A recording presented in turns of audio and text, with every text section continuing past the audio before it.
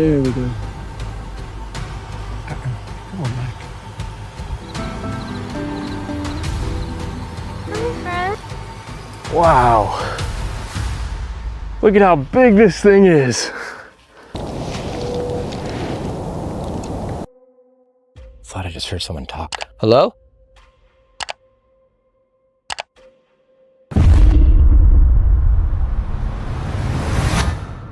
On June 7th, 2025, Kate from Kate Ventures Outdoors heads out alone to a Forest Service road in Washington's North Cascades, a remote area known as much for its scenery as for persistent Bigfoot reports. While her channel centers on quiet solo camping and outdoor travel, spending the night alone here carries a tension she doesn't openly dismiss. It's 8:30 and it's still bright. It smells so good out here. Everywhere, it just smells like flowers. It's so nice. It's so beautiful. Gosh, I found a snake. I'm pretty sure it's a rubber boa, which is crazy because the last snake I ran into in Tahoe was a rubber boa. Ah! Hi, friend. So cute. I love snake. I was like squatting down to watch the snake and take photos, and a couple cyclists came down the mountain on the road and looked at me, and it definitely looked like I was using the bathroom. Dude, I'm like low-key freaking out. It's midnight. There's definitely something on the rocks to the right of my car. I swear. I'm not just saying this because the topic of the video is, I don't even dare say the name because I'm so freaked out right now. I'm not even gonna put this in the intro or in the title or anything because I don't want people to think I'm just doing this for attention or for the content, you know? I'm like in a freeze mode right now. It's something big because it sounds like something walking over rocks and they're kind of shuffling around as it moves, you know? I heard it once and I woke up, didn't see anything. Sat there for a while taking photos of the stars. And then I heard it again just now. And I do not feel okay. I've psyched myself out too much by looking into the lore of all of this video. And there's a big deer migration right now. I'm pretty sure it's just deer, probably. But can you see me? Sorry, you can't even see me. It's probably just deer. I don't know, man. Like, what would be? This is like freaking me out. There's definitely something here. All right, I'm gonna move campsites. I'm too freaked out by this, but oh my god, is the sky beautiful. There's so many stars. From inside the vehicle, she hears movement nearby.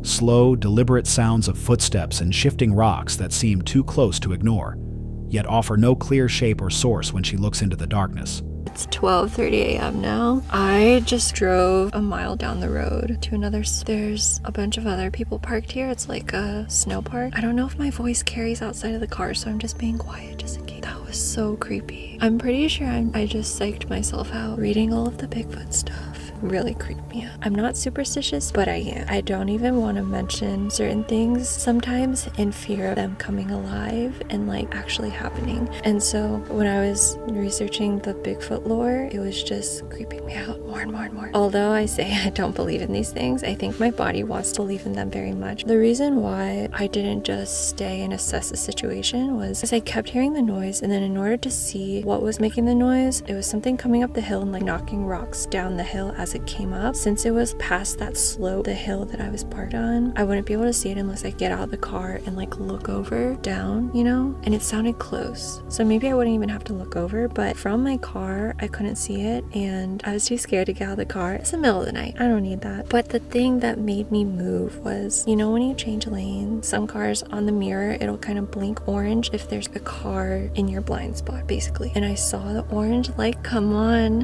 the passenger side mirror. So that means there was something in the blind spot of my car. The second I saw that light up, I turned the car on and I just drove. Freaked me out so hard. And you know, it could have just been a deer. I could have just turned around and shined a light to look. But no, I was already in the mindset of if anything, like if this noise gets closer or anything else happens, I'm gonna leave. That's what happened, and now I'm gonna get 2 hours of sleep and I'll see you in the morning.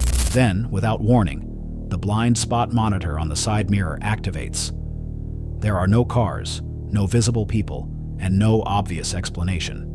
Only the quiet confirmation that something large is standing close enough to trigger the sensor. Kate doesn't wait. She leaves the area immediately. So I just got out of the car and was looking on the right side of the car where I heard something last night, and there's this really weird mark on my car. It looks like someone took their fingers and dragged dirt on my car. The Bigfoot lore is really getting to me. I'm way overthinking this. I'm sure there's definitely a logical explanation for this, but let me show you. Like, what is this? And then this part is just from my finger where I was just like trying to see what this is. But doesn't it look like someone went like that? Anyways, I thought that was funny. By morning in daylight, she notices streak-like marks running along the side of the car, positioned exactly where the alert had appeared the night before, leaving her unsettled by how closely the moments seemed to align. Viewers debated whether the sounds and sensor alert pointed to wildlife, human error, or something still unexplained in that forest. If it was only an animal, what stood close enough to trigger the sensor and leave marks exactly where it did? Hold on a sec. If you're enjoying this so far, make sure to hit that subscribe button. Let's continue.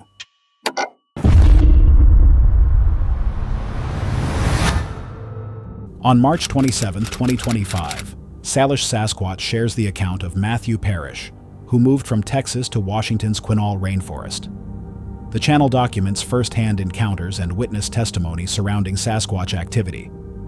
What begins as isolated incidents slowly forms a pattern unfolding dangerously close to home.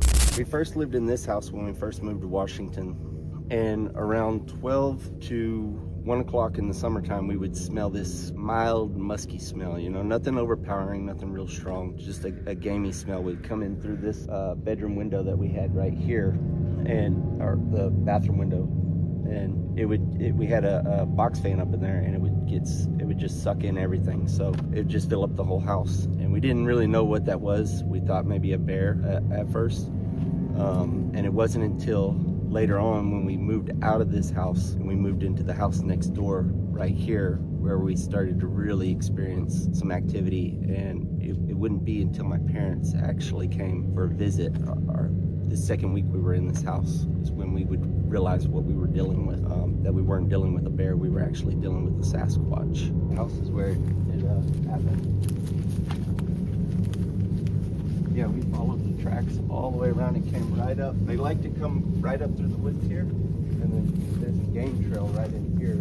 This is where I give them, this is where I put all the food, because it's where they come. And this is actually the rock that was used that night. It's still here. We kept it, and they haven't taken it. When my parents came to visit that night, that first night, we had cooked a bunch of seafood, gumbo, my stepmom did. Us being from the South, my wife hadn't had any kind of Cajun food or anything like that in a little bit, so she was really craving that. And so she made all this. We had all the windows open. This was the end of June. We just spent all evening out on the porch having a good time, probably till about 11 or 12 at night. And around midnight, we decided to call it quits and go inside and lay down for the evening. And so we let my parents have our bedroom, since they had a window unit in there and they could be more comfortable, you know. Me and my wife actually took my daughter's room right here, and at that time she didn't have a window unit. It was just we had to leave it open to be comfortable. And so around 2 in the morning, my wife wakes me up and she goes, "Do you hear that?" And I said, "No, I don't hear," you know. She goes, "There's something out there banging." And I said, you know, I get kind of flustered. I'm, you know, half asleep, half awake. And I was like, "Go back to sleep. You know, nothing's trying to get in the house. You know, there's all kinds of stuff. It's a rainforest full of wildlife. You know, you're gonna hear stuff." And so I start to lay back down, and I heard a very sharp, clear whistle. But this was not like, it was short. It didn't like drag out. It was just a sharp, clear, short burst of a whistle. And it didn't sound like any bird. It sounded more like something a person would make, you know, kind of like at a construction site, but different, if that makes any sense. So now I'm awake. Something's got my attention, and I'm listening, and I'm trying to, you know, and I can't hear anything. Not long after settling near the Quinaul Rainforest, Matthew begins noticing disturbances that feel deliberate rather than random. Late at night, sharp whistling sounds cut through the silence just outside his windows, brief, precise, and unsettling in their intent. On other nights, low, guttural chatter emerges near his children's bedroom, described as distorted speech rather than animal noise, lingering just long enough to be clearly heard before fading away. I come back over here, and I'm putting my items out on the table, and I can hear just something breaking the brush, and it's big, whatever it is, and it's coming up fast right here behind me. And so I spin around, and my headlamp hits it, and I just see 2 eyes looking back at me, and they kind of duck down, and I was like, "Oh, hi, how are you? You know, I just started talking, and then I said some expletives under my breath, and because I was kind of shaking at the same time, and it would pop up, and it would look at me, and it would have these red eyes that would reflect. It was definitely reflecting from the headlamp. It wasn't like it was, you know, I've heard people say they generate their own. This was reflecting red, and something over here started getting upset. I believe because I started hearing a bunch of brush just pop and snap and get ripped up, and this thing that I had in the headlamp would look over in that direction and then look back at me. And so as this is going on, one of the things that I noticed about it was it would be red, but as it would start to turn, it would be like almost kind of an orangish amber color, and then right when the light would hit the side of the eye, as it was looking over here, it would be a yellowish color, and then when it would come back, it would be red again. So I thought that was really odd that was happening. And then it raised up a little bit further, and this goes on for about 5 minutes. And finally I decided, okay, I need to leave, you know, I need to get back inside. And so I start to go back into the house, and it's dead silent. I don't hear anything. And when I got to the corner of the house, I looked back one last time to see if it was following, and there was a set of red eyes again right up here on the tree. How it closed that distance in that short amount of time, I don't know, you know, that without me hearing it. A friend of mine told me, who also does Bigfoot research, said that it's possible there might have been a third one that it was on that tree the whole time, and that's what you saw, and that's why you didn't hear anything. I don't know, but it was too close for my comfort. It was probably only, you know, it's like maybe 40 feet right there. So I hightailed it on back inside the house, and that was that night. That was pretty eventful for me. And I actually captured it all on video.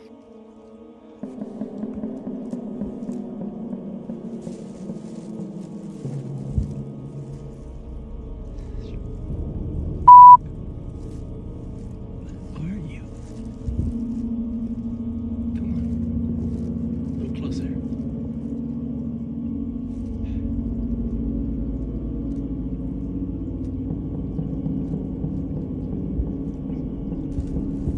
There we go. Come on back. Come on.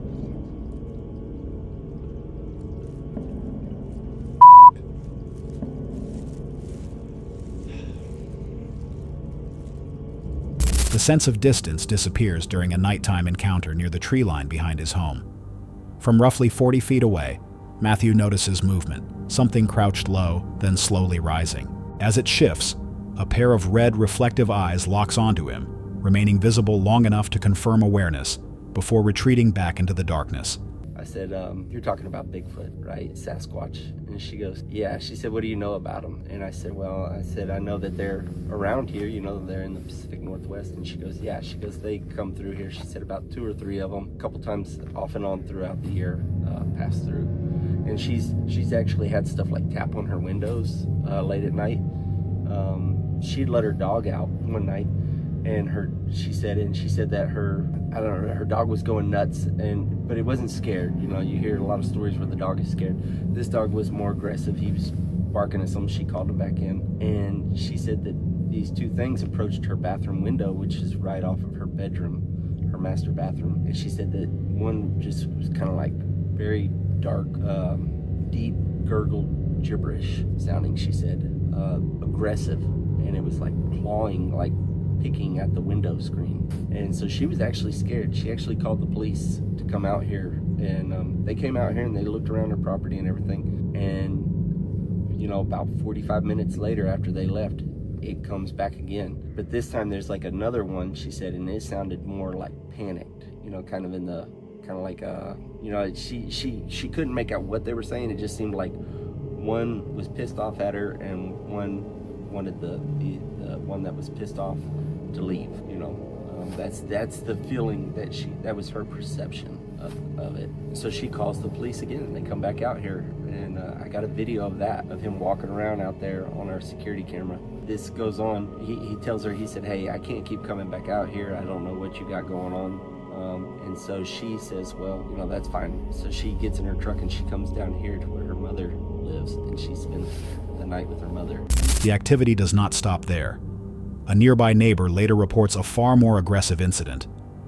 Shortly after police leave the area, deep growls erupt outside a bathroom window, followed by violent scraping against the screen, as if something is reacting to the sudden loss of attention rather than being startled by it. Many viewers believe these behaviors suggest intelligence, territorial awareness, and a deliberate pattern rather than coincidence. If these encounters are intentional, how long has something been watching from just beyond the trees? On November 2nd, 2024, Trent the Traveler documents a solo van life journey through the remote forests of Oregon and Washington in the Pacific Northwest. Known for cinematic travel and wilderness exploration, the channel enters terrain long associated with Sasquatch reports. Rain-soaked trees, deep silence, and isolation shape an atmosphere that feels calm on the surface, yet quietly unsettling. This story about Ape Canyon is one of the more popular stories here in the Pacific Northwest. And this actually happened right up the road from here at Mount St. Helens. But essentially the way the story goes, in the early 1900s, there was a group of miners and they set up camp. And throughout their stay in this forest, they started hearing some weird noises in the forest at night, like whistles from nearby ridgetops, low thumping sounds coming from off in the distance. And then one night when two of the miners went out to go get some water, they noticed a 7 to 8 foot tall creature peeking out from behind a tree looking directly at them. And they shot at it and the creature ran away. And this happened for several nights till one night around 11 p.m. something hit the cabin so hard that it took out an entire chunk of wood out of the wall of the cabin. And then when the men looked out that hole, they saw several creatures standing outside being illuminated by the moonlight. Those creatures then climbed on the rooftop and began pounding on it, trying to get in. The cabin door was shaking violently and they had to barricade it shut to keep them out. And then the cabin walls and the roof began to get hit by boulders that these creatures were throwing at it. And then the men began firing their guns at the walls and the ceilings to try to get these creatures, or whatever these things were, to get away from their camp. And this attack happened all throughout the night. And then in the morning, as things settled down and these creatures finally ran away, the men got out of the cabin, walked around their camp, and they noticed these giant footprints surrounding their entire cabin. And after that whole experience, they packed up all their things and got out of there. Trent begins by gathering context at the National Bigfoot Center, where decades of sightings and recorded accounts establish a long-running pattern tied to the region. These stories don't claim certainty, but they linger as he leaves populated areas behind. All right, I decided to start today off with a hike through the remote wilderness, and I specifically chose a trail that isn't very popular. And the reason I did that is because if the rumors are true, Sasquatch sightings and encounters are extremely rare, which is why they've been a mystery for centuries. And I think because of that, it's safe to assume that, like any other animals, they don't really want anything to do with us humans. So with me being in a more remote area on a less traveled trail, I feel like the likelihood of me having some sort of encounter, whether it's finding a footprint in the ground, hearing a sound off in the distance, is a lot more likely than if I were in a more popular area. And this trail doesn't really have a specific destination, so I'm just hiking for miles until my heart tells me to stop. And if I encounter something on the way, I'll try to capture it the best I can.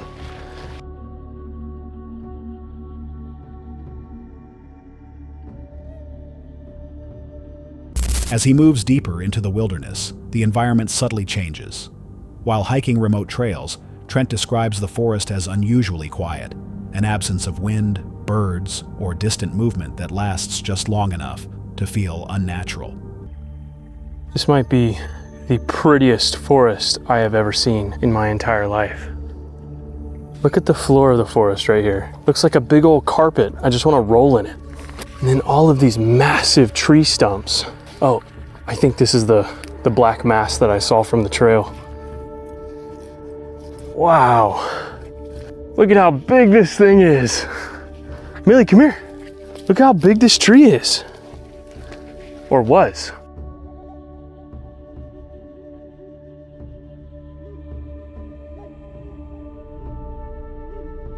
Oh my gosh, look how massive that stump is.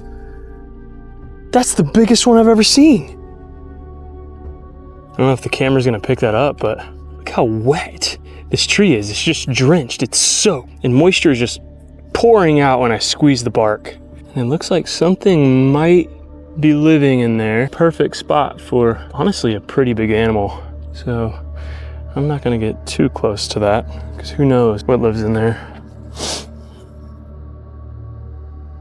Now that's a big tree. Look at this thing, man. This is a massive, massive tree. Oh my gosh. And it goes way up there.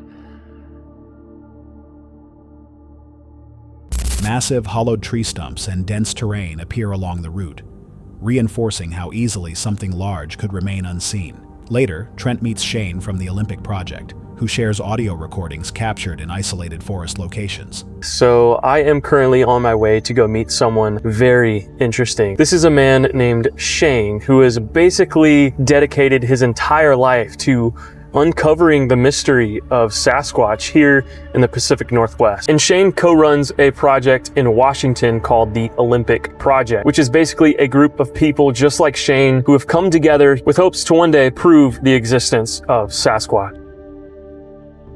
Wow. This is the headquarters, huh? This is the Olympic Project headquarters. This is our main hub, our main research area. The Olympic Project basically is a group of Sasquatch researchers, enthusiasts, and some individuals from academia that come together to research the Sasquatch topic. We're about collecting as much data as we can on something that most of us know to exist. But what we have here is a collection of casts. Not all of these are Olympic Project casts. Some of these are, in fact, other researchers and investigators that have collected them over the years. Some of these are more well known than others. We have Littlefoot here, which was up casted up near Mount Rainier in the month of October during snow. This is what we, be an infant, which was found alongside some 14-inch tracks, but there was only one. So that's, one example of a really unique impression casted. So, again, you found this just like in the middle of the forest. So alone, like having a baby foot imprint in the middle of the forest, whether it's Sasquatch or not, that's strange. It is strange. Let me show you something else. We were led to an area in the Olympic private timberland that a timber surveyor, 27 years into business, he came across these ground nests, and they're profound. We found 24 to date. They range in size from 3 feet across to 9 feet across, all made out of huckleberry. Evergreen huckleberry, and they're bathtub shaped. They're not a perfect circle, and they're also multiple in an area. They're very strategically placed. They were kind of in a V formation above a salmon-bearing creek, seasonal salmon-bearing creek, but the hair we pulled from these is primate hair. So how often do you come here? As much as possible. Yeah? I try to get out here as much as possible. So, how far away do you live from this building or this property? I live 2.5 hours away from this building here. And this is not our only area of interest. We have multiple areas, about 3 to be exact. Some down in southwestern Washington, a couple up here in the Olympics. So from what I've gathered, you specifically got this location because there was an influx in sightings or reports of Sasquatch in this area? Absolutely. So this area purchased back in 2009, and there was multiple roadside crossing along this road here, and one directly on this property.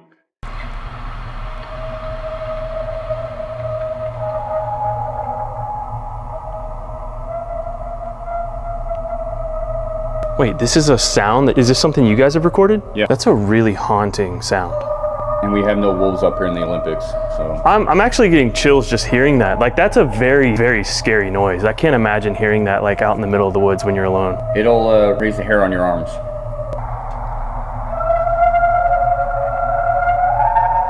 Sounds like they're singing. The backstory with these particular recordings here, and I use these for presentation, they were all recorded of February of 2020, from March through April. We placed recorders in this area because of a brand new nest we had come across. We came across something building a nest. We put the audio out there, and these are just some of the caps we got from that general area. The prolonged, unfamiliar vocalizations don't match known wildlife, and even when played outside the forest, the sound remains unsettling.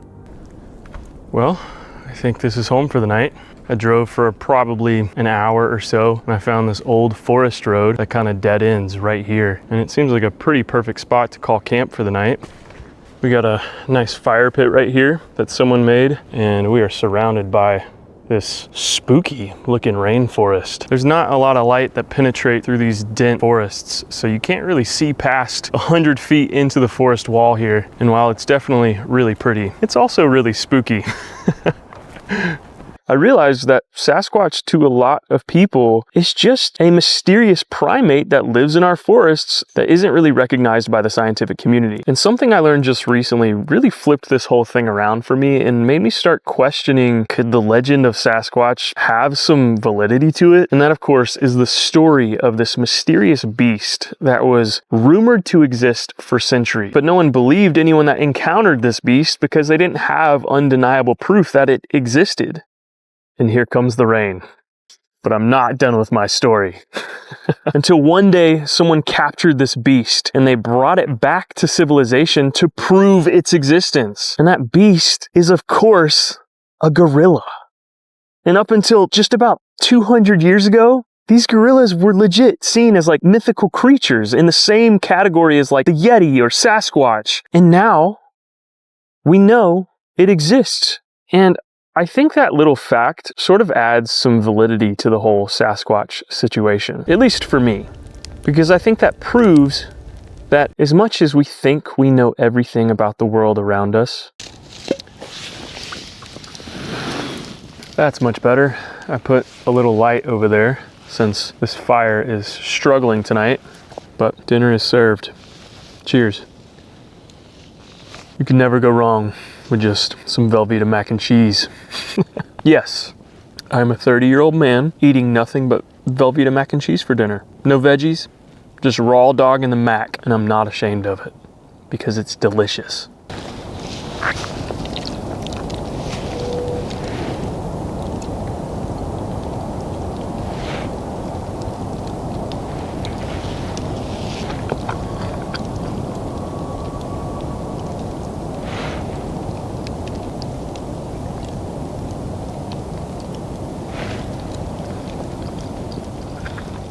That night, Trent sets up camp at the end of a forest road. Rain falls steadily as darkness closes in around the van. The isolation feels complete, as if the surrounding silence is holding something just beyond reach. Viewers note that silence, unfamiliar sounds, and shared unease repeat across many unrelated wilderness experiences. By morning, Trent leaves without answers, only a heightened awareness of how much the wilderness can conceal. If fear appears without anything being seen, what is it about these forests that triggers it? On June 17, 2025, Mo Sargi enters a remote forest and cemetery in South Carolina for his channel, known for cryptid hunts and paranormal exploration. What starts as routine filming quickly feels off, as subtle disturbances begin to follow every step deeper into the woods. Whoa, what the hell? These aren't dog. That's not a dog print. Look how big that is. That is like a freaking mountain lion print. That's crazy. And that's going towards us over there. We got my RV and Rick's car over there too. I'm seeing more of these prints going this way, heading towards the actual cemetery. Yeah, look at that. We got more of them right here. So there isn't any cell phone reception here, but I'm still connected to the Wi-Fi from my RV. We have a Starlink in there. Let me see if there's any wild animals out here. So this area called the McCormick State Park, it's inhabited by venomous snakes. There's coyotes, foxes. There have been 2 sightings of mountain lions in this area in the last few years. And bobcats as well. Just to show you guys, I got no cell phone reception.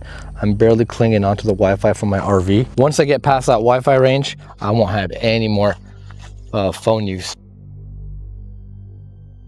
Whoa, whoa, whoa. I don't know what the hell that was, but that did not sound friendly.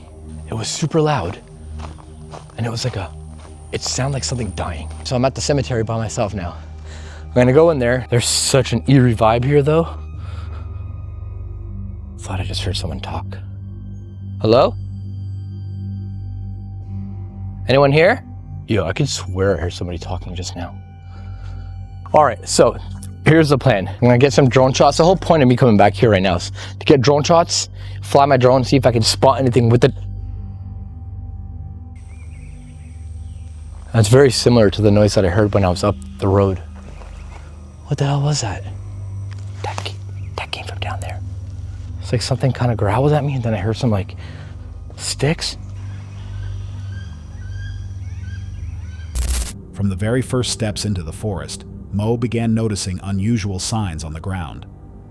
That sense of unease followed him to a nearby cemetery, where something inexplicable happened while he was filming with a drone. Yo, that water looks so murky. That's like the perfect spot for a Bigfoot.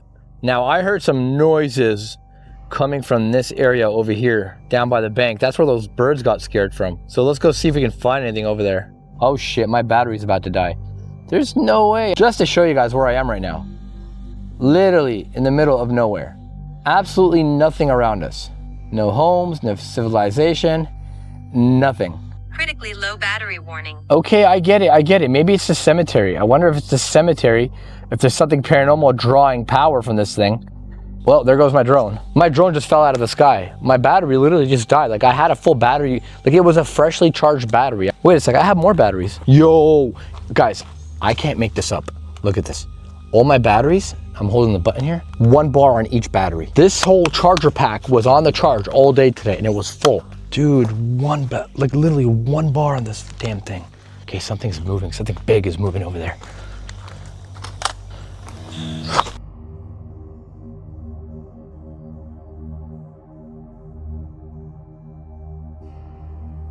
Yo, dude, there was something massive over there. I filmed it all. Like massive. I left my bag there, my drone, my phone, everything is there. I'm filming in the cemetery trying to fly a drone and it sounded like something was coming at me and there was a loud growl. And then all of a sudden, all these birds just start dispersing, going crazy. And I got it on camera. You guys need to come back with me. Like this is legit shit. Hey, where's my backpack? Oh, dude, it was on the wall. My drone was on the wall too. It's not there right now. My bag is on the ground, dude. Wait, this is where you left your bag? I left it on the wall. Oh no. Oh no, what the hell? Dude, my drone was on the wall. Something touched my stuff. Okay, I'm gonna grab my stuff. Dude, something knocked my drone down off the wall. Bro, something is down by the water. Hurry up, hurry up. Hurry up. I'm not sticking around to find out. Wait a sec. Dude, my phone. Wait, you don't have your phone? No, it was here. I left it here.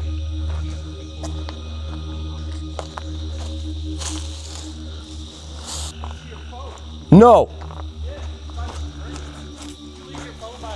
Dude, my phone was here on the wall. Yo, it's broken. It looks broken, bro. What you heard just now was big. That was behind you. Is it broken? No, it's not broken. Hey, y'all want to go by the water and go check? Yeah, let's go check. Yeah, let's go check by that water. There's absolutely nothing here whatsoever. At all. You know what the weird thing is? What? Frogs aren't making noises anymore. So something did disturb it. I wonder if they know that we're here. There's nothing, there's no animals. Despite being fully charged, the drone suddenly lost power, spiraling out of control before dropping straight into the forest due to an abrupt battery failure. While searching for the device, Mo unexpectedly heard movement behind him. The tension escalated in an instant. Then, without warning, a loud crack echoed nearby, like a thick branch snapping under immense force. Panic took over. Mo ran, leaving all of his gear behind. When he returned to the area with his friends, the scene had changed. The items he had abandoned were no longer where he left them, but scattered and disturbed, as if something had interacted with them after he fled. Unable to find any logical explanation, the group chose to continue their investigation at night, a decision they never expected would trigger an even darker chain of events. Welcome.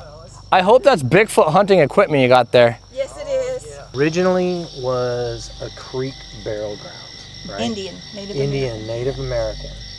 This whole, they bury their dead in a mound. They create a mound in centuries. And Oh, something just touched. Do I have a boat on my back? No. I didn't mean to interrupt you, honey, but something just touched me on the back. Uh-oh. I thought it was real because it felt like a hand just came up right here, touched me right there. Right on her back. Wait. What? You're kidding me, right? What? Something literally touched me right here. Seriously? Yeah. And it was like, it felt like that. I've got a phone in my hand and I've got my camera. It wasn't me. And they're all over here. Nobody behind And me. he's- You're My standing. hands are tied up, bro. You're not playing with me, right? I mean, I love you and everything, but I didn't touch you. Oh, you are getting something. It's like my- Oh, that's like, so whenever you have it spiking, it means there's something, like some energy here that's causing that spike. Anybody got a EMF, phone on electromagnetic her? She's way frequency. over there. If I do this, You're far away see- from all of us Here, right now. example. See, that's Because it's on. but look. You've never done ghost hunting, have you? Not like this. And here I sit on top of somebody's body. I'm being. Well, I mean, it's a piece of rock. They're underneath. They're long Am I gone. upsetting you by sitting on you like this? I'm trying to be close to you, actually. I'm trying to talk to you. I'm going to give you some energy in just a second. We're going to put the medicine wheel on you. Because you have heard every word ever spoken. Come to us tonight. We went from Bigfoot hunting to ghost hunting. Yeah. I love it. Could you ask some of the others that are here if they'd like to come to the circle and talk to us? Did you see a tall, furry creature here? Have you seen something that looks like a furry man? Because we saw it here. I'm going to give you a lot of time. She has. Did you see that? Yep. Oh, wow. Holy wow. So it did happen here. So that means she's here with us? Yeah. Can you ask if we can meet the hairy man? Are you friends with the hairy man or woman? Hairy being? No, she's not. Oh, she is. She is. Okay. All right. You go ask the hairy creature to come here. Is that the ogre that's supposed to guard you? It is. Oh, shit. Mo, did you see that? I got that on camera, yeah. Will we be safe if he comes here? Yeah, maybe. I don't like maybes. There they are. She's not here. She said she was going to get the thing. What was that sound? Should we go to the water? Huh? Should we go to the water? What happened? I don't know. Something's going on at the camp. What happened? Something's walking around over there. We're hearing stuff from all around, though. Yeah, it's like we're being surrounded. In the darkness, things quickly spiraled out of control. Members of the group distinctly felt something make physical contact with him, despite no one being nearby. When they turned on an EMF meter and a spirit box, disturbing responses came through the moment their questions focused on the hairy man. All right, everybody else is looking at these other graves back there. I'm gonna go down to the river and see if I can capture anything on this thing. Oh, I heard something big down there, Lee. It's just hard to hear because of all the crickets. Yo! What the hell? Whoa! Right there, by the tree, over here. Look. You can see where the ripple's coming from. Yeah, and the frog stopped. Bigfoot! What is that? Oh, there's something behind me. Oh, we gotta go. What's going on? Oh shit, he's got his gun out. They just busted through the tree line over here, and it was big. It was big. Dude. Make sure everybody's with us. Everybody here? Yep. We need to get the hell out of here. Let's leave. All right. So we're gonna start working our way up this trail. Okay. And I'm gonna stay in the front, and you guys just stay close to me. All right. So you heard it coming from this area here? Busted right through there. It came. And we heard like things breaking, like trees and shit. Everybody? You still got everybody? Yep. Yo. Dude, there was something big out there, like I can hear it. The only problem is we can't, like, I don't know if our audio picked up on any of it because it's so loud out there. Yeah. The crickets, the frogs, all of it. Moments later, a massive crashing sound tore through the brush, charging straight toward the group. In sheer panic, they ran from the forest as heavy branches snapped behind them, the sound pursuing them until they finally escaped. The pattern suggests intent, something reacting, not hiding. Were they investigating the forest, or trespassing where they weren't meant to be? On June 17, 2021, Luke ventures alone into a remote forest for an overnight test filmed on the Outdoor Gear Review, a channel focused on real-world camping and gear trials. Far from established campsites, the area is cold, wet, and silent. As darkness settles in, the isolation begins to feel heavier than expected. As I've been going through the forest here collecting firewood, I came across some oddities. I found a pair of these, and I also found this metal pipe. Obviously they tried to cut this, and they ended up just bending it and breaking it. What on earth were they doing out here? I have no idea. The temperature is dropping, everyone. It's getting late.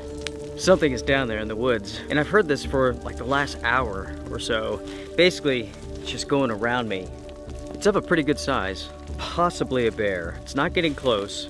It's a little bit too early for coyotes. That would be unlikely. Bobcat, maybe. Earlier in the evening, Luke notices old metal fragments scattered deep in the forest. Their presence feels strange in a place with no sign of recent human activity. After nightfall, faint but heavy footsteps begin moving beyond the firelight. The sounds are slow and deliberate, pressing through leaves and branches without urgency. It's been about 45 minutes since I mentioned the stomping around in the woods, and that is still taking place. It went behind me, it came around up on top of the hill here, and it sounds like it's back down here. Whatever it is circling me.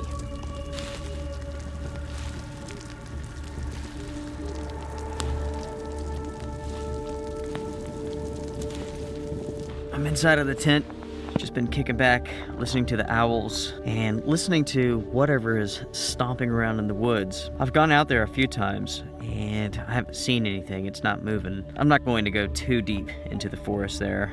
The forest here in this area is super, super thick, so you can easily get lost if you're not careful. Yeah, something's out there still. I can hear it stomping around. But yeah, I mean, it doesn't seem to be threatening at all. As long as it's just going to play in the woods, that's fine. I don't care. As time passes, the movement doesn't fade. Instead, it shifts position. The sounds trace a loose path around the campsite, never approaching directly, yet never leaving either. Suddenly, something large crashes through dense brush nearby. The movement is fast, forceful, and unmistakably close, before breaking away just as abruptly. Last night was uneventful, with the exception of those footsteps. At one point in time, whatever was out there, I mean, it just came stomping up through the woods and got fairly close. And then all of a sudden, it just took off. It like bolted, just took off running. I have no idea what it was, but outside of that, uneventful, quiet, peaceful. Never heard any cars. I mean, nothing. At first light, Luke examines the area and realizes the movement followed a curved route around his shelter. The strange thing is that whatever was out there was circling me for hours. Now that I think about it, I don't ever remember hearing it over here, but it would definitely come over this direction. There is a road over there. I mean, maybe it didn't want to cross the road, I'm not sure, but do these half circles. I know that sounds weird, folks, but you all heard it. Despite the intensity, he remains cautious, suggesting large wildlife could explain parts of the encounter, though not all of it sits comfortably. Viewers point out that circling behavior and sustained proximity suggest awareness, not random movement typical of most wildlife. If it was just an animal, why circle for hours, and why stay hidden the entire time? On March 4th, 2025, deep inside the Tangier wildlands of Nova Scotia, Lamar and Chelsea from Paranormal Discovery venture into one of Canada's most remote forests. Known for documenting real-world paranormal investigations and cryptid encounters, the channel follows their journey alongside their dog, Kiki. The forest is vast, frozen, and quiet, but this night, something unseen is already aware of them. Okay, I'm tripping out. What? I'm trying to like debunk this in my head before I like say anything out loud. I don't know if it's like the smoke playing tricks on me, but I keep seeing like yellow orbs. I keep seeing like yellow orbs that are like going from this side of the path, like walking. Like I saw about 3. You get the night vision then. And I know it's not the ATVs because I can hear them, but they're far where it wouldn't be their lights. For a solid like 30 seconds, I was seeing them and I was trying to debunk them in my head before saying anything out loud. I was waiting to see if it could have been the smoke, but it wasn't. It was like 3 orbs, 1 big, a medium, and a small. What? Like a family of 3 or something. Really? Yeah. What if this is an area where like, since it's such a large forest area, what if this is an area where like Bigfoots come to like procreate? What if this is like an area where people or Bigfoots bring their little ones? So, I do want to know what's up this way. Yeah, we'll keep an eye on her body language, and if we see anything that we don't... She picks up on something. Do you feel like we're being watched? Like someone's kind of like walking behind us? What? Yeah. Do you feel that too? I do feel like someone's like around us. Yeah.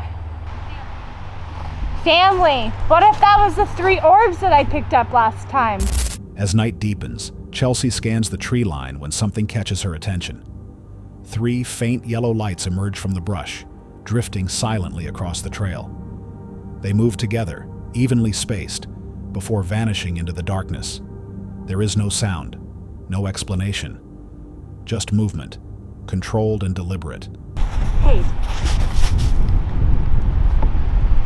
I swear to God, I just heard like, it sounded like a branch or something tapping on my hood, which is why I like turned like that, because I thought a branch was on my hood.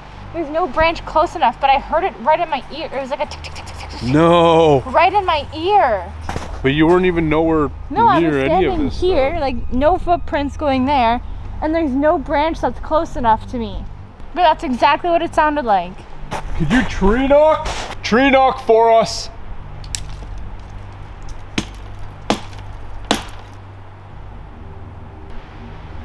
Do it again. Whoa. What the? Why did she do that? Why did she do that? I don't know. Kia, what's wrong? I don't know what this behavior is. Are you okay, Kiki? Do that again. Maybe that like triggered her or something. I don't know. Something's going on, Something's going on with her. Yeah. How's her tail? Is she okay? I don't want to put her in any danger. Her tail's down. Okay, Kia, you lead the way. Something's going on with her though. Oh, look at her. Oh. Okay. What is going on with her?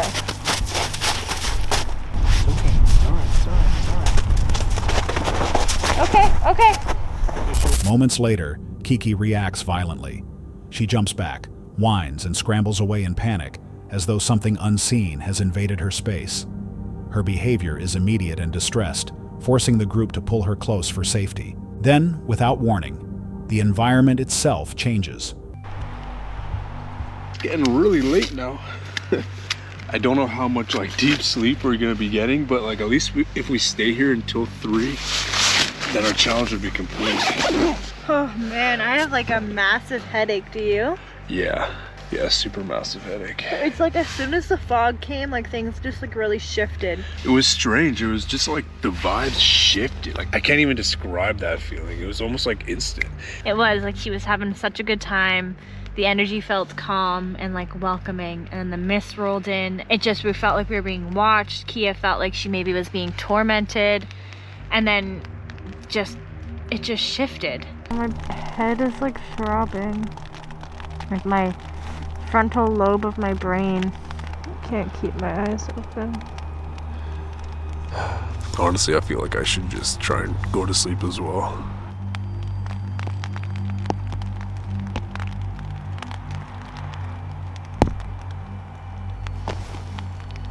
Did you hear that, Omar? What? There was like some sort of like cracking noise or like a branch snap right outside of our tent. I keep feeling like there's someone around our tent. What? I keep feeling like there's someone right outside of our tent, like towards our backs. Really? I can't sleep. Oh! There's something moving out here. It's like kind of nightmarish out here.